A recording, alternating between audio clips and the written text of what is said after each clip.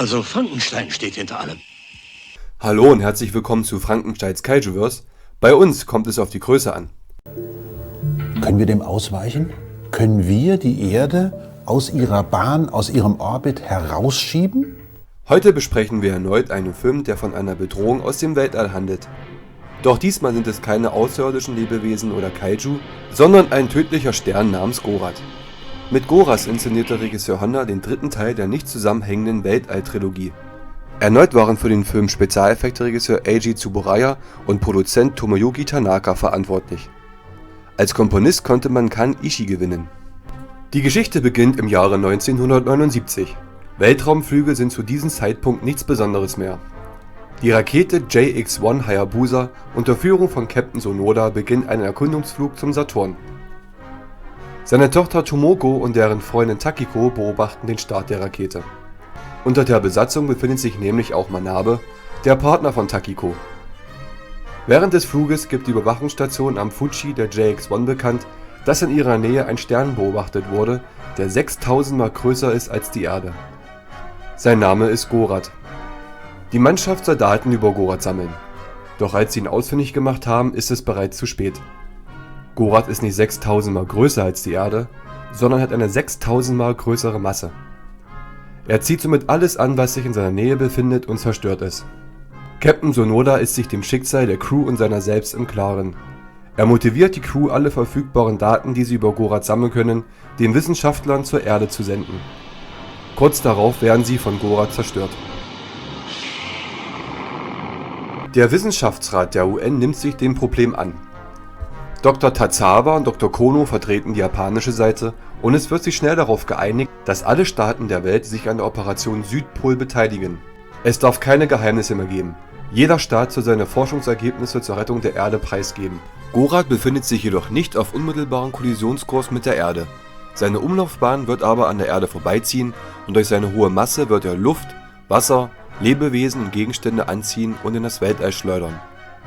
Es gibt somit zwei Möglichkeiten. Entweder es gelingt den Menschen, Gorath aus seiner Umlaufbahn zu werfen, sodass er der Erde nicht gefährlich werden kann, oder die Erde muss aus ihrer gegenwärtigen Position verschoben werden. Die UN befiehlt den Japanern erneut eine Rakete zu Gorath zu schicken. Unter Leitung des Captains Endo startet die JX-2 Odori.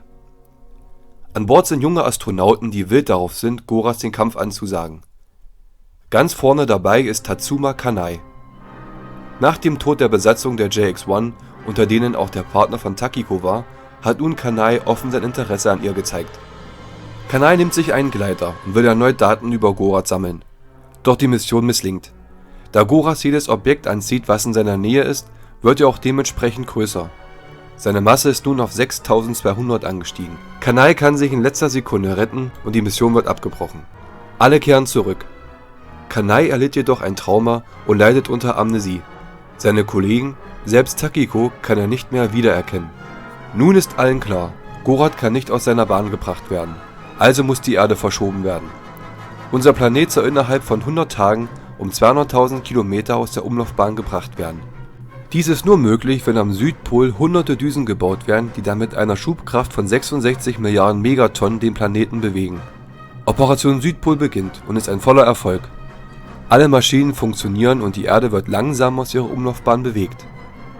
Große Freude macht sich breit. Doch dann geschieht ein Unglück. Ein riesiges, walrossartiges Kaiju erscheint. Da nun der Südpol wärmer geworden ist, wacht es auf und greift die Anlagen an. Den Wissenschaftlern gelingt es schnell, das Kaiju zu töten. Doch die Zerstörungen sind immens. Gorath erreicht schließlich die Erde. Er fliegt an ihr vorbei, jedoch reicht seine Masse aus, um riesige Flutwellen, Stürme und Erdbeben auszulösen. Die Flutwellen zerstören alle Küstenbereiche auf der Welt. Kanai verfolgt mit seinen Freunden die Ereignisse über den Fernseher. Er erkennt Gorath wieder und kann sein Erinnerungsvermögen zurückerlangen. Die Welt konnte gerettet werden. Optimistisch gehen Wissenschaftler und Zivilisten in die Zukunft. Der Film schließt mit einem offenen Ende. Denn die Erde muss wieder in ihre alte Position gebracht werden. Niemand weiß, welche Auswirkungen die Verschiebung langfristig hat. Doch dafür werden erneut Gelder benötigt.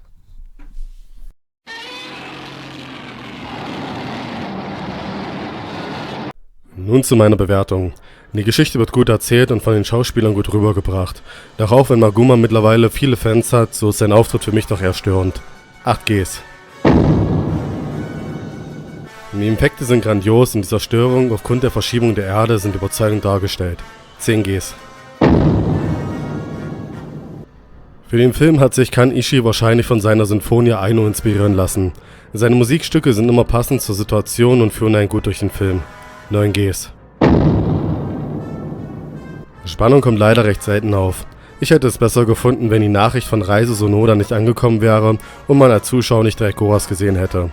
Maguma sollte sicher nochmal die Spannung erhöhen, aber wie bereits gesagt, finde ich seinen Auftritt eher unpassend. 5 Gs. Und damit komme ich insgesamt auf 32 Gs. Nun zu meiner Bewertung. Gorat bietet eine sehr interessante Geschichte. Die Erzählung ist aber in der japanischen Originalfassung sehr viel logischer und runder. 8 Gs. Der Film hat eine riesige Palette an Schaumomenten. Die Weltraumaufnahmen sind erneut wieder auf höchstem Niveau. Absolutes Highlight ist der Südpol. Ein unglaublich detailliertes und riesiges Set, das das Fanherz höher schlagen lässt. Überall wurden Kleinigkeiten eingefügt, die die Kulissen lebendig aussehen lassen. Von den Spezialeffekten her einer meiner absoluten Favoriten. 10 Gs. Für Gorat hat Komponist Kan Ishii einen äußerst flotten Soundtrack komponiert. Auch er schafft es wie Ifukube Ohrwürmer zu kreieren. 8 Gs. Honda schafft es wieder, dem Zuschauer auf eine spannende Reise mitzunehmen. Der Film ist düster und eine klare Linie des kommenden Sieges der Menschheit gibt es nicht. Sie müssen immer wieder erneut mit Rückschlägen kämpfen. 8 Gs. Damit komme ich auf 34 von 40 Gs.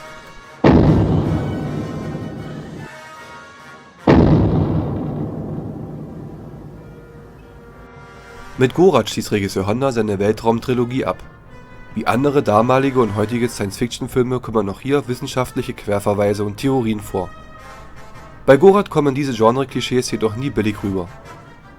Dieser Film ist eine kleine Perle unter den Tokusatsu-Produktionen. Richtig gute Miniaturen und Spezialeffekte sowie glaubhafte Darsteller und Charaktere runden dieses Werk ab. Es war Frankenstein.